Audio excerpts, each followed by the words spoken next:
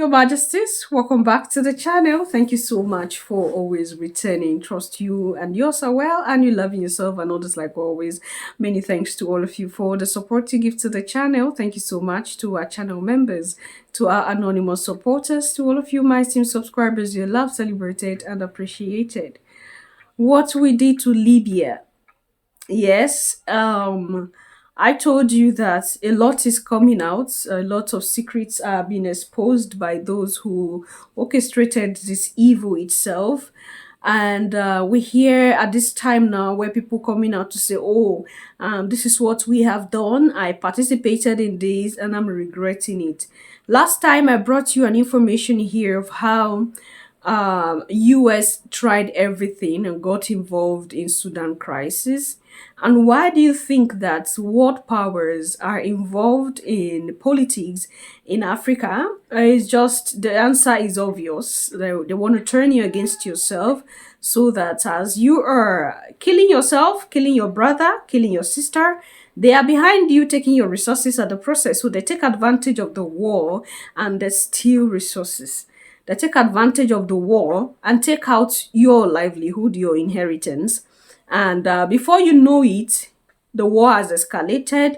You've become an enemy of your brother or your sister, and your resources is gone at the process. This is exactly what war power do.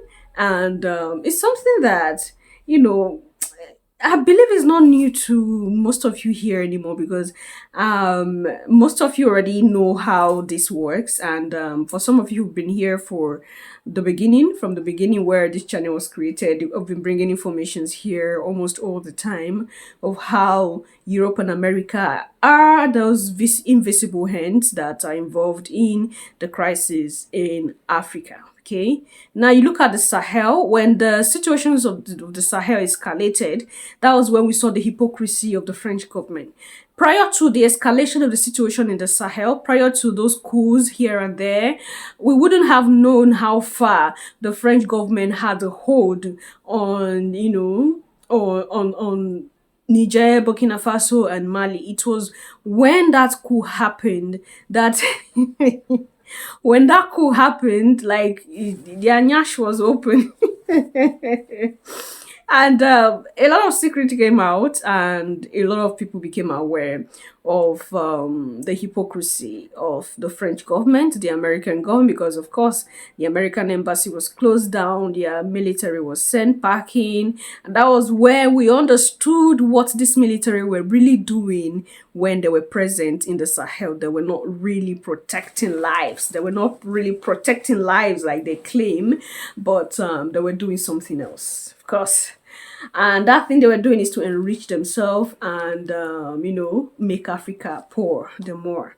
So let's listen to this just very short information and take it up from there. The world's terrorists are the United States. Look what we did to Iraq. Look what we did to Libya. Libya, the most successful country in all of Africa. The guy created the eighth wonder of the world with the way how he delivered water and turned deserts into farmland. And everybody had a house and everybody had education and healthcare. And we turned it into a failed state run by terrorists with open slave markets. Who did that? Barack Obama and Hillary Clinton did that. And they'll never have to pay a price for that. Barack Obama, the most they'll do is go, nope, that was a mistake. Now, why did they get rid of Gaddafi? Because he was going to start a currency of Africa that was going to compete with the U.S. dollar and the euro. And they can't have that because the way the United States controls the world is because the United States dollar is the reserve currency of the world. So that's why they can put sanctions on all these countries. And so what they're doing, which they shouldn't do, they're weaponizing the U.S. dollar. And so like when countries want to trade with each other, they have to go take their currency, change it into U.S. dollars so they can trade. And a lot of it was based on the petrodollar, which, by the way, Saudi Arabia just quit. They didn't renew it. I don't know if you heard about that. Yeah, I did hear about that. So, and all of a sudden, CBS News is starting to do news stories about how Saudi Arabia was involved in 9/11. All of a sudden, 24 years later, all of a sudden, oh, you know what? Turns out there was something happened with it. And they're like, you mean 2 weeks after they decided to not renew the petrodollar? Now CBS News is allowed to talk about that and investigate it, which when I talked about it got demonetized. But anyway, that's why, because Gaddafi was doing that. He was going to set up a currency for all of Africa, and it was going to be based on, have a gold standard. And so they're like, no, you're not. Her Majesties, It's short, but a huge information in. When I heard Barack Obama, I'm like, Barack Obama again. And that's why I know some of you are like, it's not all that look like us that are really us for a fact. Because when you look into the recent crisis, internal crisis in countries in Africa, you hear them mentioning Barack Obama. And the reason why it might come as a shock to you is because he's a black man of Kenyan descent. So you'll be like, why should Barack Obama be involved? Now, when you listen to some video before this time, now the video I made some weeks ago about Nigeria's states, the deplorable state of the northern part of Nigeria, you saw how the former president of Nigeria had also accused Barack Obama of being involved in Nigeria's politics as of 2015. How he aided the Chibok girls and the US aid also aided the Boko Haram, how they politicized the Chibok girls issue just within a twinkle of an eye. So he believed that the way Barack became involved in the election as at that time was not normal. And he felt like he had a hand in the situation that happened at that time. So when you talk about Gaddafi, people have different opinion, and different opinion because the West successfully painted Gaddafi as a tyrant, an evil man. Okay, now initially Gaddafi believed in America and worked with them, but towards the at the long run, he realized that these people really do not have my people at heart. I just have to cut off from them and do things my way, and that was a crime that Muammar Gaddafi committed. Yeah, when you look at the story of Muammar Gaddafi, it's an emotional one. The way he was, killed like a common criminal. Apart from it being emotional, it's also a story that has two sides. There are some people that believe that he was a tyrant. And why do you think people believe Gaddafi was a tyrant? Because the West succeeded in painting Gaddafi as a tyrant. That's what they did at the end. Now, why did they had so much power into, manipulating him and taking him out the way they did? It was because Gaddafi had worked with America, thinking that America had Africa at heart, thinking that America had Libya at heart. But when he realized that they were going to use him to betray his land, Gaddafi began to pull away. That was the only crime that Gaddafi committed. And some other African leaders that were also assassinated, when they realize they pull out, their crime is pulling out. The moment they pull out, the Western media begin to circulate informations like these are tyrants, they are not good people. They begin to make their leadership so unbearable, causing chaos here and there. They pay for it. They can go extra miles and pay thousands of dollars to defame a leader just to take him out and put a puppet there. The moment you have refused to be a puppet, especially when you had worked with them before, they've known your strength, they've known your weakness, it will be easy for them to, paint you however they want to paint you and throw you away. That was exactly what they did to Gaddafi. They saw that Gaddafi wasn't working according to their tune anymore, and he had a plan. And what was that plan? The plan to make Libya a powerful nation. He started those plans. He had people he trusted, a few of them he trusted. And before he died, he kept telling us that Africa belonged to Africa. He emphasized it. I'm going to leave you with the video of his speech and how he emphasized on Africa belonged to Africa. Don't let anybody come to Africa to take it, because he knew that these people were trying to use him to take out resources of Africa and not develop Africa. They set Gaddafi up, took him out like a common criminal.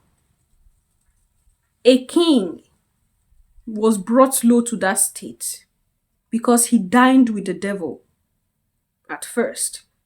And when he said, no, I'm not going to do it anymore, the devil did not just give you something for free. They haunted him till they took him out. And that's why you hear some people will tell you Gaddafi was not a good man, because they listen to the Western media, they follow what the Western media has said to them.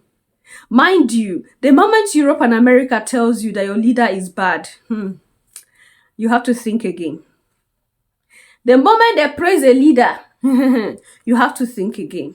Because all these are done with agendas. They know why they are doing this. They have plans. They know who they can, ping the public to, then to get rid of. They know who they can, try to, tell the public good things about so that he or she can remain. All their puppets are good leaders.